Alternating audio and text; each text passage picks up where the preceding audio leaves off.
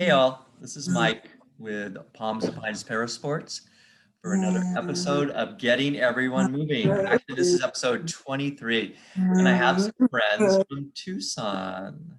And here we go, Kerry, Christine, and Scott. Hey, how are you guys? Hi, Yeah, how are you? I'm doing well, thanks. So here's the first question. I mean, how did Christine, how did you get into adaptive sports and what do you play? I play basketball and I swim and I weightlift too, and I do running with my running leg, and I play softball, and I played soccer in the past. And how did that happen? Yeah, how did that happen?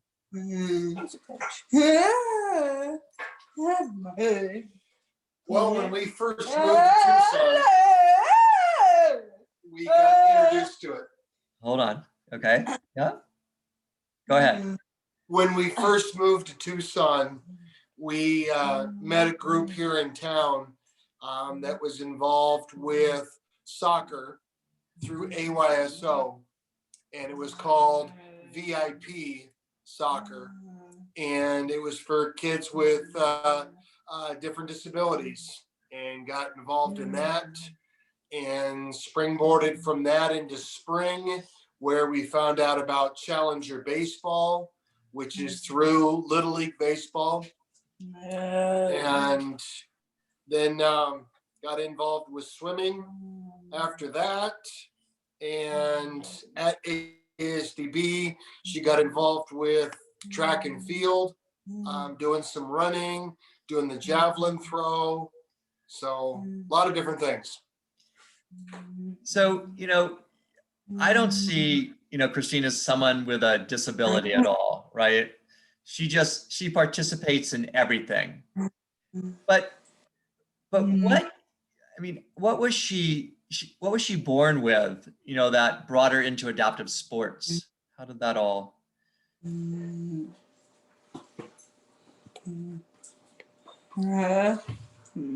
I have a prosthetic leg. Okay. And when I was born, I was a baby. I had a blood clot on my femoral artery, and my leg my leg died. But they built me a new one, you see. And so for me, I just do what I do. Doesn't matter to me. Well, I've seen that because I used to coach you at the University of Arizona, right? I mean, you played with the women's wheelchair basketball team. And what was that experience like for you? Oh, my team, they were the best. I loved it. I loved being involved at U of A and doing sports. And the experience for me was the team just accepted me. I might have been at a different level than them, but they accepted me and let me try, and I appreciated that. It was the best experience for me at U of A. Yeah, I love coaching you, Christine. That's for sure.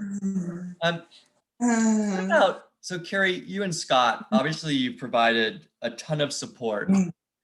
And that's what I found in my other interviews when I interview people. They say their parents really helped them. So what have you and Scott done to really help support Christine in her effort to play? I think the main thing is Scott's a coach by his job experience. He was a coach for many years. He was involved in football. And we found out about Christine's leg. He just said, well, that doesn't matter. She's just going to do it. And so he would just take her and she would do it. She's tried ice skating. She's done mono skiing. It didn't matter what, as long as they would give her an opportunity, he would bring her, look at what she was doing. Did she need different equipment? Well, was it working? Sometimes we'd be lucky enough to get involved in a program that would have the equipment there for her. But I think it was pretty much his coaching mentality was just, we're going to do it. And I mean, that's And part of it was her too. I mean, we provided the support, but she had the willingness to try it. Christine, has there been anything that you did not want to try? Nope, I'm fine. I tried all. I just tried all. I love it all. Well, I know, and I think, you know, you're to be really commended, Christine, because some people of different abilities, they're not willing to come outside and try, which is frustrating to me. But how old were you when you went to, she went to a camp on an island. It was very isolated. And how old were you? Ooh, 7? Yeah. I think you were 7 years old, and they had one of those rope courses that you had to climb up Yeah. and hit the, and we were all struggling, and we took Christine's prosthetic leg off and let her go, and she just chugged, and the whole camp came around and watched her because she was not afraid. There was no fear, and it was just like, oh, you want me to do that? Okay, I'll go do that. Yeah, I mean, that is what it takes. Christine, what, you know, when you meet other people that might have some kind of, you know, physical disability, I mean, what do you say to them to help motivate them?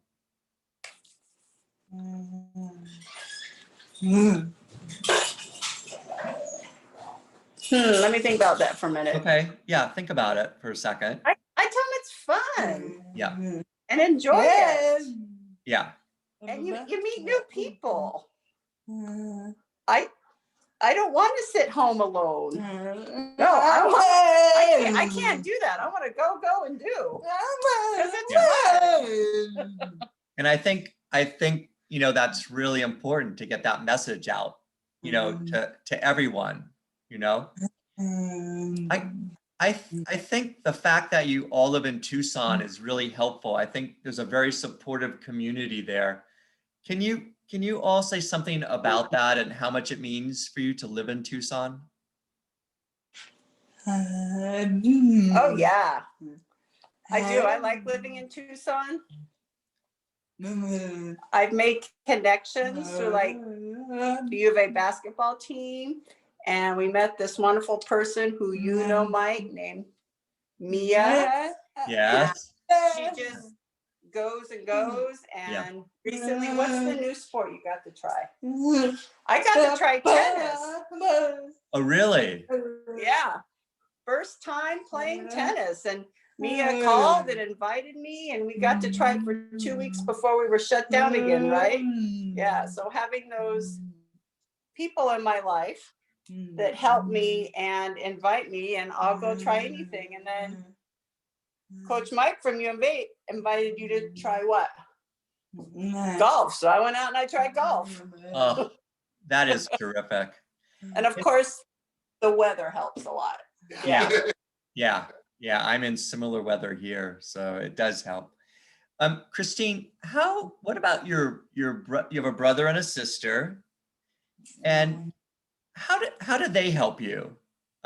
You know, just to play sport or just to do what you do?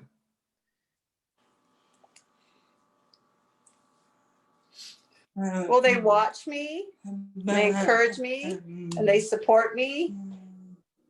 And they even drive me there because sometimes I can't get myself there. And Kelsey's been in some of my sport camps and helped that way. And this is Mom Kerry. I think for Christine, a big part of her is that she's deaf and utilizes ASL. So having many times the brother or sister has been falling behind her, interpreting for her if mom and dad aren't there. So that's a big help for us. And Christina's worked a little bit, right?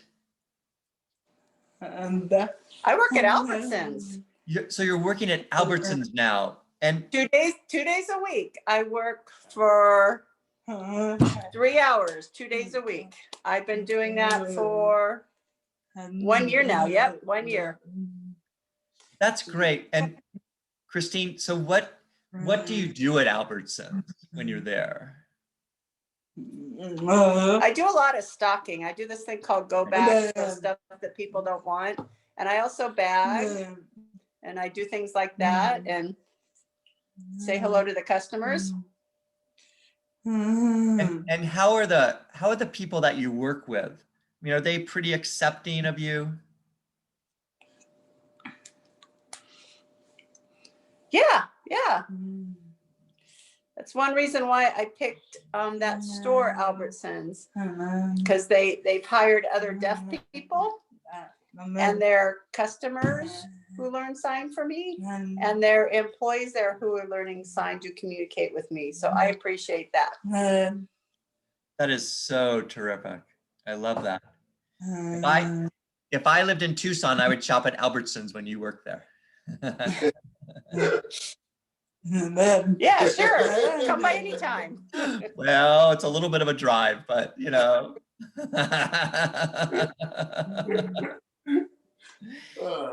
But Scott and Kerry, for the two of you, obviously there have been challenges, right? And so what are some of those challenges, and you know, how have you dealt with them? Do you get support from other parents?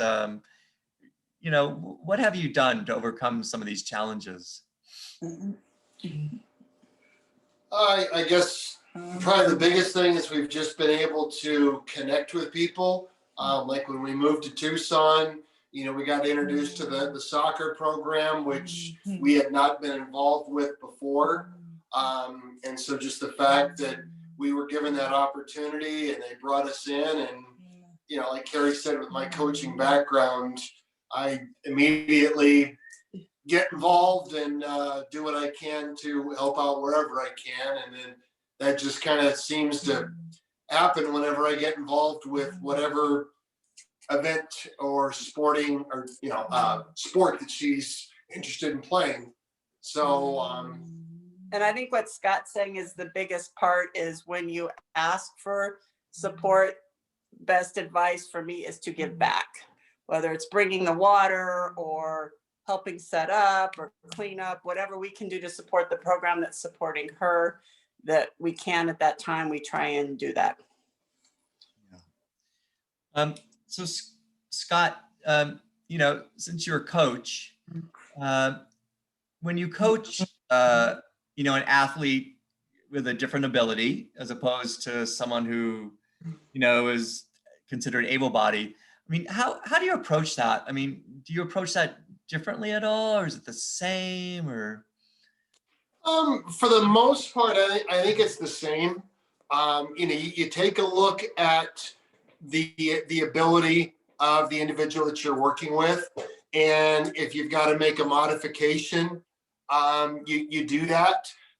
Try to keep it to me as much as an able body can do it. You know, but obviously there's some accommodations that have to be made, and you know. And then to me, and again, this is probably my background more than anything else, is I'm just very feedback oriented. I try to give them a lot of feedback and a lot of positive feedback and encouragement and, you know, celebratory high fives and, you know, just have them a part of it. And it makes them, you know, have that relationship with the coach and where they want to be involved and want to come next week or next night or whatever it is, to come back and do it again. Yeah. So Christine, I'm going to ask you another question. What do you want to do? You know, say in 5 years and 10 years, what would you like to be doing with your life? Big question. It's a big question. I tend to ask those. Well, I definitely want to be independent. I want to live on my own. I don't want to live with my parents. No, you know, I kind of kicked them that. Yeah, maybe some more job challenges and oh yeah, I need to continue involved with my sports.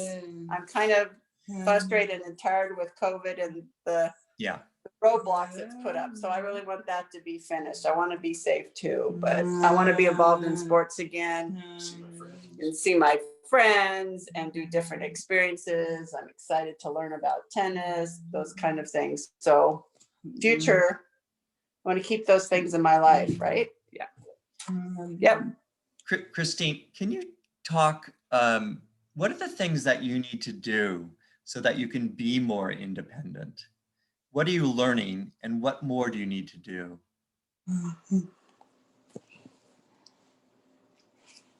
Well, transportation was a big one. I had to learn how to do our community bus system. It's called Sunvan here. Yep. I had to learn how to set up rides to and from because sometimes mom and dad are working, my brother and sister are busy. So that was huge, right? Learn transportation. And yeah, I needed to work to have my own money. So that was a big one. And I really like to make my own decisions. I don't want mom or dad to tell me what to do. I want to decide myself what to do. Yeah, that's terrific. I mean, obviously you're just like any other person that's kind of living with their parents and wants to be on their own. Yep. Yep. So, recently, Christine, I think I saw some photos of you in a really beautiful dress on Facebook. What were you doing? Hmm. Do you remember that at all? I can't quite place it. Yeah. I know one time, I think it was canceled this year. This is Kerry. She went to an adaptive sports banquet for the U of A to fundraise. So she dressed up for that. And then they have a really cool prom. It's called Night to Shine. And so she went to that. So maybe it was one of the. I think I saw that. Yeah, you look so beautiful, Christine, Oh, well, thank you. Yeah, it was great. It felt good in my heart to see you in those photos. And that was Christine, again, her decision to go without knowing anyone there.